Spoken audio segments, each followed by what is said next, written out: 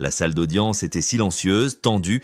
Le 15e jour du procès contre Sean Combs débutait sans caméra, sous le regard attentif du jury et des rares observateurs autorisés. Escorté depuis la cellule de détention, Didi entra, l'air grave, esquissant à peine un regard à l'Assemblée. Le juge prit la parole sans détour. Il annonça la présentation d'une vidéo de surveillance, point central des débats du jour. Rapidement, les discussions techniques fusèrent. La défense contestait l'authenticité des séquences, arguant que les horodatages étaient inexacts, laissant planer l'ombre d'un montage manipulateur. L'accusation insista. La vidéo respectait les procédures légales. Après quelques instants de débat, le juge trancha en faveur de sa diffusion, autorisant la défense à contre-interroger à volonté. Alors que l'audience reprenait son cours, un éclat brutal déchira le silence. Depuis le fond de la salle, une voix rugit « Didi, ils viennent te chercher, enfoiré !» La tension monta instantanément. Les agents de sécurité réagirent sans attendre, expulsant l'individu sous les regards ébahis. Didi, impassible, resta figé sur son siège. Le calme à peine rétabli, le juge fit signe d'appeler le premier témoin. Eddie Garcia s'avança, agent de sécurité à l'hôtel Intercontinental au moment des faits. Son témoignage promettait d'être déterminant. D'une voix ferme, il confirma avoir reconnu Sean Combs sur les caméras accompagné de Cassie Ventura. Aucun appel à la police n'avait été fait. Cassie, expliqua-t-il, n'avait pas souhaité porter plainte. Peu après l'incident, Garcia reçut des appels. Une femme se présentant comme Christina Cormorum le contacta, exigeant une copie des enregistrements. Garcia refusa, expliquant que seule la direction pouvait autoriser la divulgation des images. Cormorum insista, tenta de négocier, se déplaça même à l'hôtel, rien n'y fit. Garcia resta inflexible, puis le téléphone sonna à nouveau. Cette fois, c'était Sean Combs lui-même. La voix rapide et nerveuse claqua dans le combiné. « Tu sais qui je suis ?» Garcia répondit calmement. « Oui !» Didi ne s'embarrassa pas de détour. Il expliqua qu'il était ivre ce soir-là, qu'il ne se souvenait plus de tout et qu'il avait besoin de récupérer la vidéo. Garcia refusa encore. Inquiet, il informa son supérieur, Bill Madrono. La réponse fut sans équivoque. $50,000 en échange de la vidéo. Garcia, payé à peine $10,50 de l'heure, hésita. L'ombre de la tentation plana. Combs rappela, cette fois plus persuasif. « Eddie, tu es mon ange », lança-t-il d'un ton presque affectueux. Un rendez-vous fut fixé à Los Angeles. Madrono alla dans la salle serveur, retira les enregistrements, les plaça sur une clé USB noire, puis la remit à Garcia. La transaction allait avoir lieu à Los Angeles dans un gratte-ciel anonyme. Garcia attendait. Un homme massif afro-américain se présenta, se réclamant de la garde rapprochée de Combs. Ils échangèrent quelques banalités avant de monter. Didi était là, souriant, détendu. Il accueillit Garcia avec un « Mon ange, je savais que tu pouvais le faire ». La tension était palpable. Didi demanda « Tu l'as ?» Garcia hocha la tête, se tendant la clé USB. Combs la prit, sortit brièvement, puis revint. « C'est la seule copie, hein, rien dans le cloud ?» Garcia confirma. Didi, pour s'assurer, appela Cassie en visioconférence. Vêtue d'un hoodie, elle apparut à l'écran silencieuse. Didi exigea ensuite les pièces d'identité de tous ceux ayant eu accès à la vidéo. Garcia Madrono, un certain agent, fleurait. Pour sceller leur silence, il présenta un accord de confidentialité. Sans même le lire, tremblant, Garcia signa l'amende en cas de violation, $1 million. Combs n'avait pas fini. Il sortit des liasses de billets, les passa dans un compteur, 10 000, 20 000, jusqu'à atteindre $100 000. 50 000 pour Garcia, 50 000 pour ses complices.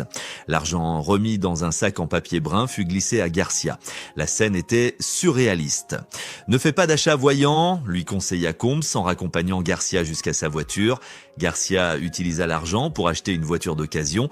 Il effaça tous les messages liés à l'affaire, tenta de disparaître, mais la vidéo réapparut dans les médias. Paniqué, il comprit que le secret était éventé. Contacté par les autorités, Garcia refusa d'abord de coopérer. Ce n'est qu'après avoir consulté un avocat qu'il accepta de témoigner. La défense tenta de l'ébranler.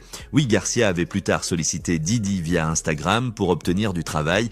Oui, il avait reçu bien plus que son salaire habituel. Mais un détail conforta son témoignage. L'accord de confidentialité signé n'interdisait pas de dire la vérité sous serment.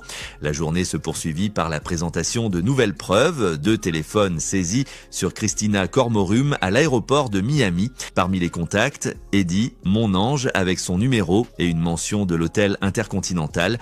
Une photo des pièces d'identité des acteurs de l'affaire figurait également sur l'un des appareils. Le dernier témoin de la journée fut Derek Ferguson, ancien directeur financier de Diddy. Son témoignage leva le voile sur l'empire financier de Combs. Diddy possédait la totalité de ses sociétés, Bad Boy Records, Bad Boy Films, et gérait ses affaires via des structures complexes. L'argent liquide circulait fréquemment, souvent hors des circuits classiques. Des propriétés de luxe à Miami, New York et dans les Hamptons étaient détenues via des sociétés écrans pour des raisons fiscales et de discrétion.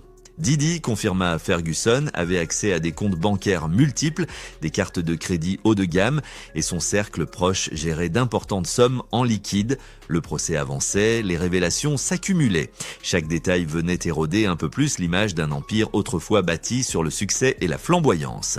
Après la pause, le tribunal retrouva son calme relatif. Le jury reprit place et Derek Ferguson, toujours à la barre, poursuivit son exposé.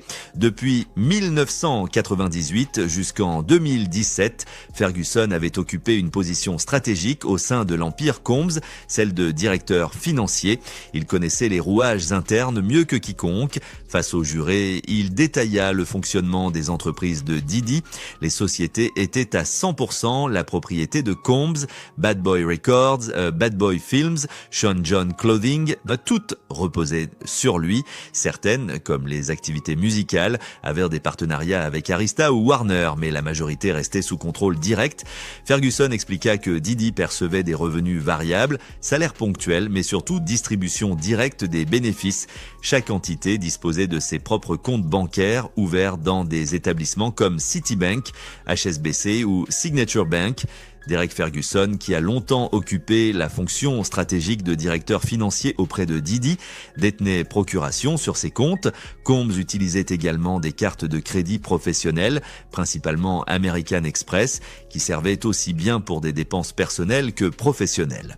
L'accusation insista sur un point, la circulation d'argent liquide. Ferguson confirma que, bien que les paiements formels se faisaient par virement ou chèque, Diddy avait l'habitude de conserver d'importantes sommes en espèces. Les fonds servaient parfois aux dépenses personnelles, parfois à soutenir son entourage. Les propriétés de Combs, réparties entre New York, Miami et les Hamptons, étaient détenues par des sociétés à responsabilité limitée.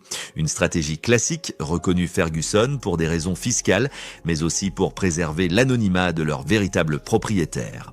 Interrogé sur la gestion des finances personnelles de Diddy, Ferguson précisa qu'il établissait des budgets annuels, gérait les flux entrants et sortants et supervisait également les aides financières apportées à certaines personnes gravitant autour de l'artiste. Lorsque la question de la gestion des espèces entre les mains du personnel de sécurité fut posée, Ferguson parut hésitant. Il déclara ne pas avoir été au courant de tels arrangements, une réponse qui suscita quelques regards échangés parmi les jurés. La séance toucha à sa fin. Avant de lever l'audience, le juge indiqua que le lendemain serait consacré à la poursuite du contre-interrogatoire de Jane Doe, dont le témoignage était attendu avec impatience dans la salle.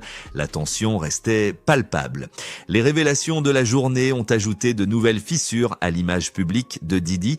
Le procès, loin de faiblir, semble entrer dans une phase encore plus critique. Merci d'avoir regardé la vidéo jusqu'au bout. Surtout, n'oubliez pas de la liker et de partager autour de vous pour nous encourager. À la prochaine!